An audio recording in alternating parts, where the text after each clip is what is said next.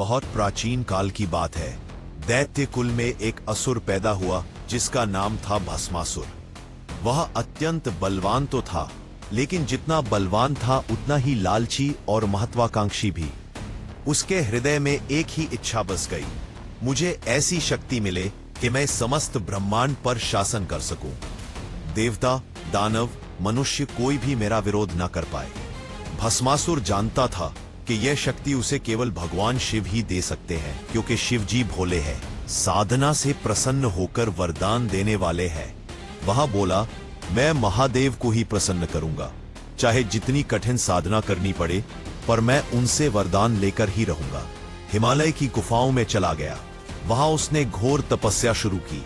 पहले उसने जल तप किया, केवल जल पीकर वर्षों तक ध्यान में लीन रहा। फिर उसने वायु तप किया, केवल हवा पर जीवित रहा। धीरे धीरे उसका शरीर क्षीण होता गया, पर उसका संकल्प अडिग रहा।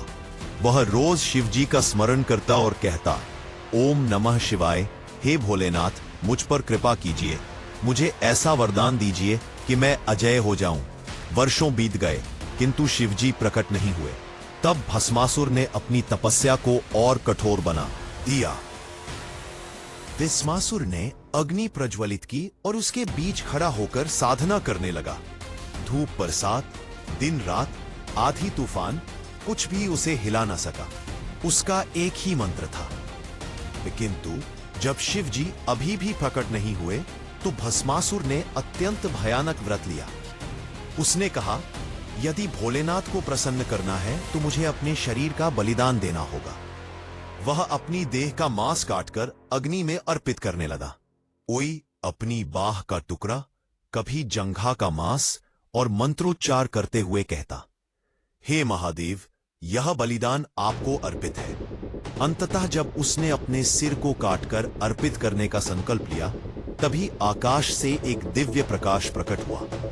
प्रकाश में स्वयं भगवान शिव प्रकट हुए। उनके हाथ में त्रिशूल, गले में सर्प और मस्तक पर चंद्रमा चमक रहा था। उन्होंने भस्मासुर को देखा और कहा, तुम्हारी तपस्या ने मुझे प्रसन्न कर दिया है, बताओ क्या चाहो। भस्मासुर ने थरथराते हुए पर लालच से भरे स्वर में कहा, हे महादेव, मुझे ऐसा वरदान दीजिए कि यदि मैं किसी के सिर पर हाथ रखूं तो वह तुरंत भस्म हो जाए। भोलेनाथ भोले भाले हैं। उन्होंने उसकी भयानक साधना देखकर बिना सोचे समझे वरदान दे दिया। भोलेनाथ भोलेपन से मुस्कुराए और बोले, तथास्तु। जैसे ही वरदान मिला, भस्मासुर का चेहरा अहंकार से चमक उठा। वह बोला, अब कोई मुझे नहीं रोक सकता, मैं ही तीनों लोकों का स्वामी बनूंगा। लेकिन लालच यही खत्म नहीं हुआ। अचानक भस्मासुर के मन में एक दुष्ट विचार आया। उसने सोचा, यदि मैं यह शक्ति स्वयं शिव पर आजमाऊं तो महादेव का अंत हो जाएगा और उनकी शक्ति मेरी हो जाएगी। यह सोचकर वह शिवजी की ओर बढ़ा और बोला, भोलेनाथ, अब मेरी परीक्षा लीजिए। मैं आपके ही सिर पर हाथ रखकर अपना वरदान परखना चाहता हूं। यह सुनकर शिवजी चौंक गए। उन्होंने समझ लिया कि यह असुर अब विनाशकारी बन चुका है। वह तुरंत कैलाश से भागकर पृथ्वी पर इधर उधर दौड़ने लगे। भस्मासुर पीछे पीछे उनका पीछा करता रहा। देवता भी घबरा गए।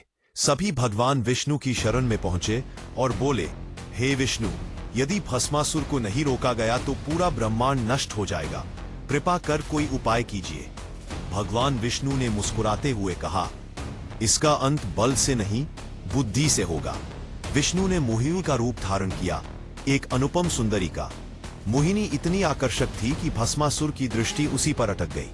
वह मंत्रमुग्ध होकर बोला, हे सुंदरी, तुम कौन हो? मोहिनी ने चंचलता से कहा, मैं एक अप्सरा हूं। मैंने सुना है कि तुम अत्यंत शक्तिशाली हो, पर क्या तुम मेरे साथ नृत्य कर सकते हो? मैं केवल उसी को पति मानूंगी जो मेरे साथ हर भाव में ताल मिला सके। भस्मासुर अपने अहंकार में बोला, मैं नृत्य में भी अपराजित हूं। चलो तुम्हारे साथ नृत्य करता हूं। फिर मोहिनी ने नृत्य शुरू किया। वह अपने हाथ पांव लय में हिलाती, घूमती और भस्मासुर उसकी हर मुद्रा की नकल करता। धीरे धीरे मोहिनी ने एक विशेष मुद्रा बनाई। उसने अपना हाथ अपने सिर पर रखा। भस्मासुर भी अंधे आकर्षण में वही करने लगा। जैसे ही उसका हाथ उसके सिर पर पड़ा, वह स्वयं ही भस्म हो गया। सारा आकाश हर हर महादेव के जयकारों से गूंज उठा। देवताओं ने राहत की सांस ली। भगवान शिव ने विष्णु को प्रणाम किया और कहा, वास्तव में मेरे वरदान का दोष भी केवल तुम्हारी बुद्धि ही दूर कर सकती थी। इस प्रकार भस्मासुर का अंत हुआ। यह कथा हमें यह सिखाती है कि शक्ति चाहे कितनी भी बड़ी क्यों न हो, यदि उसमें विवेक न हो और अहंकार जुड़ जाए तो वही शक्ति अपने विनाश का कारण बन जाती है। दोस्तों, ये कहानियां सिर्फ कहानियां नहीं है, ये हमारे सनातन धर्म की अमूल्य धरोहर है। अगर आपको भी लगता है कि हमारी संस्कृति और परंपरा को आगे बढ़ाना जरूरी है, तो अभी इस चैनल को सब्सक्राइब कर दीजिए और वीडियो को लाइक करना मत भूलिए। आपका छोटा सा सहयोग हमारे लिए बहुत बड़ी शक्ति है। आपकी वजह से ही हम हर दिन आपके लिए नई नई दिव्य कथाएं और रोचक वीडियो ला पाएंगे। तो आइए मिलकर इस संदेश को दुनिया तक पहुंचाएं। हर हर महादेव।